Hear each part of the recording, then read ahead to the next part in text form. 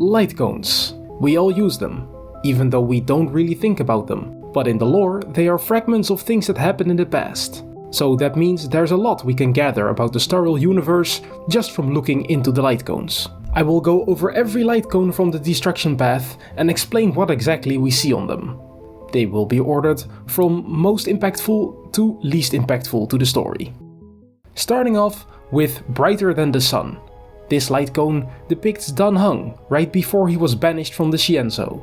He was being held captive from birth, so the most likely scenario is that they held him captive until he was grown up so he could be banished.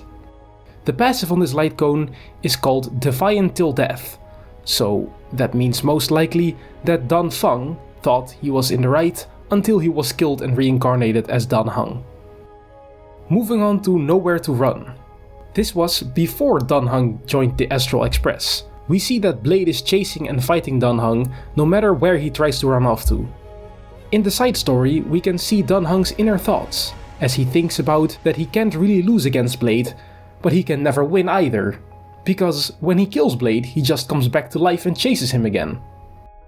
Now, the Lightcone Something Irreplaceable has quite the story behind it. Svarog was implanted with a message from before he was deactivated, presumably from Dr. Mearsheimer, since Svarog was his personal bodyguard.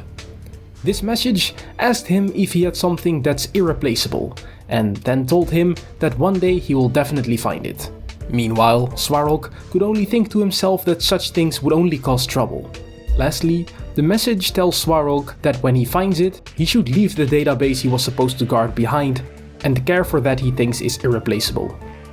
Later, when Clara reactivates Svarog, he finds himself really caring for her, and he discovers what family means. This Lightcone is a picture from Svarog's point of view, and it shows us that he came to the conclusion that having Clara as his family is something irreplaceable to Svarog. Moving on to a Lightcone from the simulated universe, On the Fall of an Aeon. This Lightcone shows the final moments of Teizeronth, the Aeon of Propagation. All of the small dots at the bottom of the giant orb are swarmlings of Teizeronth that are rushing together right before they are about to be annihilated. On the upper part of the Lightcone, inside the red ball, we can see the Aeon themselves, Teizeronth, represented by a gigantic insect, trying to keep themselves together. And lastly, at the very bottom we see a close-up of some swarmlings that really show the scale of how big and numerous the swarm actually was. In the Lightcone Mutual Demise, we see a dark figure in armor looming over a planet with the intention of completely destroying it.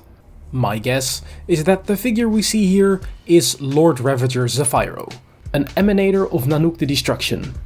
Zephyro is basically a one-man army in terms of strength, and he's obsessed with raw power and the beauty of things in the moment of their destruction. The text on this Lightcone reads, "How does one make perfect the past of a planet? Immediately rend the planet asunder."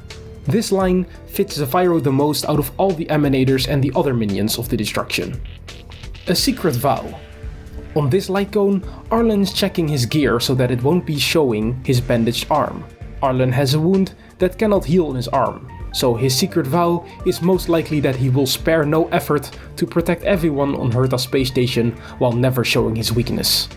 Let's run it back to Blade really quickly. In the Unreachable side, we see Blade standing in a field of swords. Every sword had belonged to someone he has killed. We can see him standing in this field and contemplating to himself, because he wants to die himself, but he can't. This next Lightcone is kind of mysterious.